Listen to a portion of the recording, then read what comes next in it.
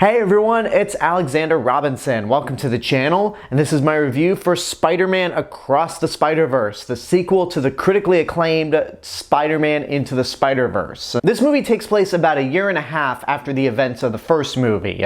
Miles Morales is now the new Spider-Man in his dimension, and he's basically getting used to his life as being Spider-Man. He's soon revisited by Gwen Stacy from the other universe, and together they basically embark on a journey across the Spider-Verse. That's as much as I can say about the plot without going into spoilers. Throughout this decade, it's been really difficult for me to actually pinpoint what my most anticipated movies are for each year.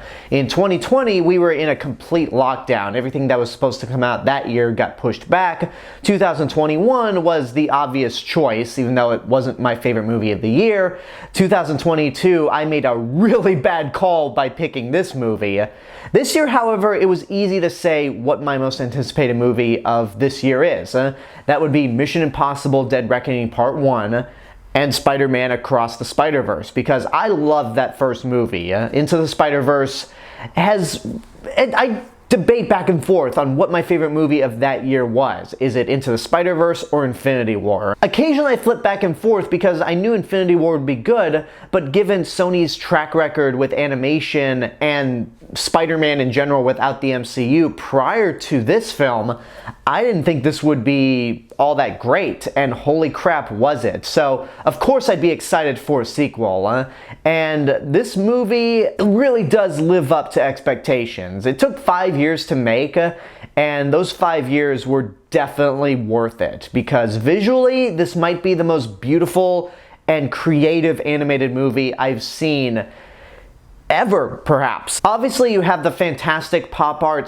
/ comic book art style that made the first Spider-Verse so great and influenced so many other movies like The Bad Guys, Puss in Boots: The Last Wish, and the upcoming Teenage Mutant Ninja Turtles movie, Mutant Mayhem. But this movie not only has that art style, but several other art styles when we go across different universes, because we meet different Spider-Mans, we go into different areas, and every scenario we're in, it has a different look to it, and it is absolutely gorgeous to watch. The pre-title sequence of this movie actually takes place in Gwen's universe, which we got a little glimpse of in the last movie, and here it's more developed, and it just is a work of art. Literally, there is not a single frame in this movie that I wouldn't want to hang up on my wall as a picture. It is that beautiful to watch. And the fact that so many characters with so many different art styles are able to interact with each other and it doesn't feel strange is a true testament to the power of this movie visually.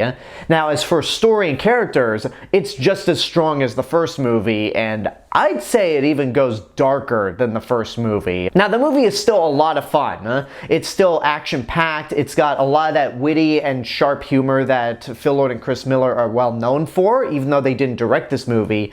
And there's never a point where you're watching it going, this is so dark that it's depressing and not fun to watch. But much like with the best movies of the MCU, it's important to have those lighthearted moments because it makes the heavy stuff hit that much harder. And there are some truly sinister moments throughout this whole movie.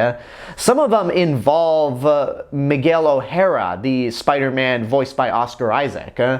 I don't want to go too much into his character because he's kind of a complex character, but Oscar Isaac does a fantastic job, mostly juggling the dark stuff, but when he has to be humorous at points, he's good at that, and it's just more him interacting with the characters around him, not himself being humorous. Miles Morales and Gwen Stacy, voiced by Shameik Moore and Hailee Steinfeld, are still fantastic.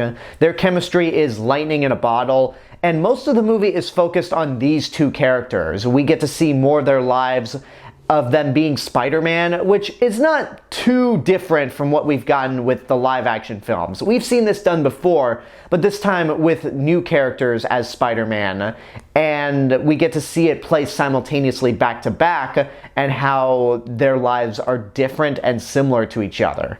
It's really good, and the voice acting is just top-notch. Brian Tyree Henry and Lauren Vélez are still great as Miles Morales' parents, and they really are the heart of the film in the same way Aunt May and Uncle Ben were the heart to Peter Parker.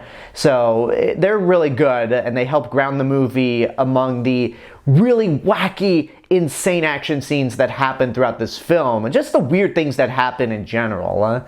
I would almost say that this is a perfect movie, because there's really not a whole lot to complain about it. If I had one complaint though, and this isn't really the fault of the movie, it's more the fault of the marketing, it's that I think people forgot that this is part one of a two-part story, because the movie and the upcoming sequel were supposed to be just Across the Spider-Verse Part 1 and Part 2, but they dropped the Part 1 for this film, and the next movie is just being called Beyond the Spider-Verse.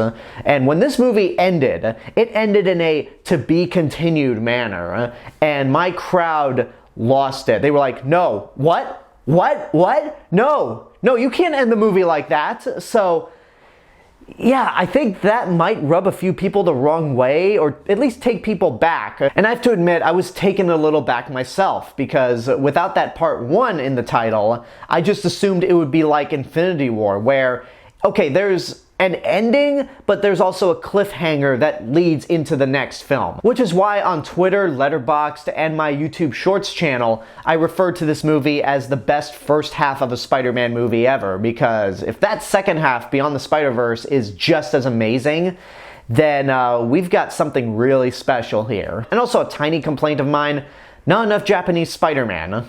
I don't remember seeing him in this movie. I don't even know if he's in the movie, but he's gotta be, considering how many Spider people are actually in this movie. I wouldn't be shocked if Japanese Spider-Man was somewhere in there. I don't know, maybe it's because I recently saw Shin Kamen Rider, which was made by the same company that created the Japanese Spider-Man, but I would have liked to see him more front and center than somewhere in the background where if you blink you'll miss him. At the end of the day though, regardless of how the movie ends, Across the Spider-Verse is currently my favorite movie of the year. It's visually stunning, there's endless amounts of creativity with the animation, and the story and characters are still just as strong as with the first film. It gets dark, it's not afraid to be mature, and it really is just an amazing, spectacular, whatever else you want to call this movie. It's just a great film all around.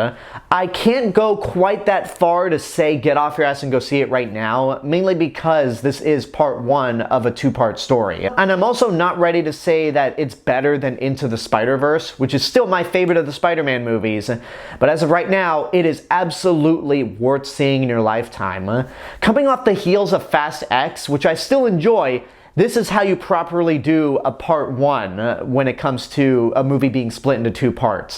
This is how you do it, and this is how you get audiences really invested into seeing what happens next. So I can't wait to see this movie again, and I am beyond excited for Beyond the Spider-Verse. March 2024, that's when the movie's coming out, and I will be there opening night. And there you go, that's my review for Spider-Man Across the Spider-Verse. I hope you enjoyed it, and now I want to know what you guys think about the movie. If you've seen it, what did you think? Whatever the case may be, let me know in the comments below. Don't forget to like the video, subscribe to the channel, and hit the bell button to get notifications. You can also follow me on Facebook, Twitter, Instagram, Letterboxd. I'll see you guys in the next video, but until then, have a good day, and take care of yourselves.